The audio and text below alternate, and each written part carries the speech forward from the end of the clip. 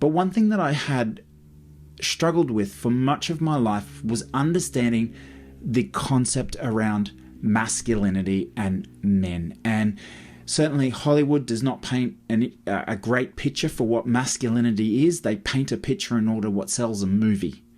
They paint an idealistic view of what some sort of hero type person is, but yet funnily enough, in my work as a nurse, I got to work away a lot with people, and when I've worked with ex-SAS guys, the Hollywood picture that they would like to be what they were painted in versus who they actually are as men, or certainly men that have gone through a divorce and gone back and rediscovered their spiritual essence of who they are as people, they're not what Hollywood wants to paint it as. And so I believe that some of the biggest problem that we have today is our societal view of what men, and in particular masculinity, is about.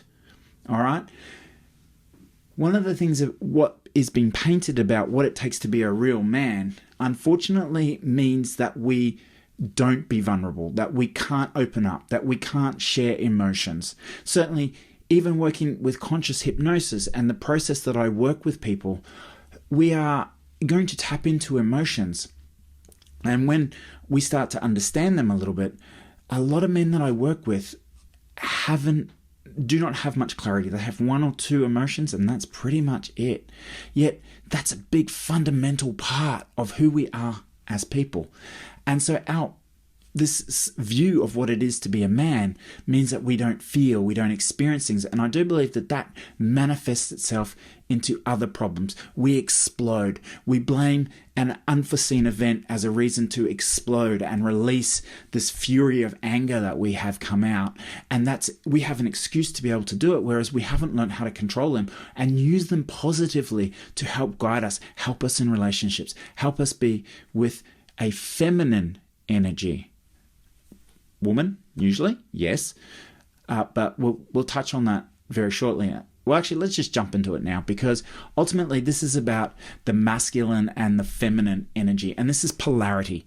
So when I'm talking here, and what we're talking about with the authentic, grounded man, this is about the man that you are in day-to-day life, but it's also about the man that you show up to with your significant other. Because when we're going into relationships and our intimate relationships, this is about polarity, a feminine energy and a masculine energy. And what happens when you get two masculine energies that want to come together and they're not happy? They want to fight. They want to push back onto each other. Okay? Especially the immature masculine. The immature masculine will want to constantly go out to kind of prove itself. And I do believe that when I'm working with men and women with their intimate relationships, if you're a female and you're very masculine in your work. Now, my wife, as a doctor, works in a very masculine field, and she needs to move between masculine and feminine quite a lot. Every day, that's what she wants to do. But when she comes home with me, she wants to go back to her natural essence. Masculine and feminine energy is not also directly related to male and female. And I'm going to touch on that very shortly in a couple of slides, a few slides time.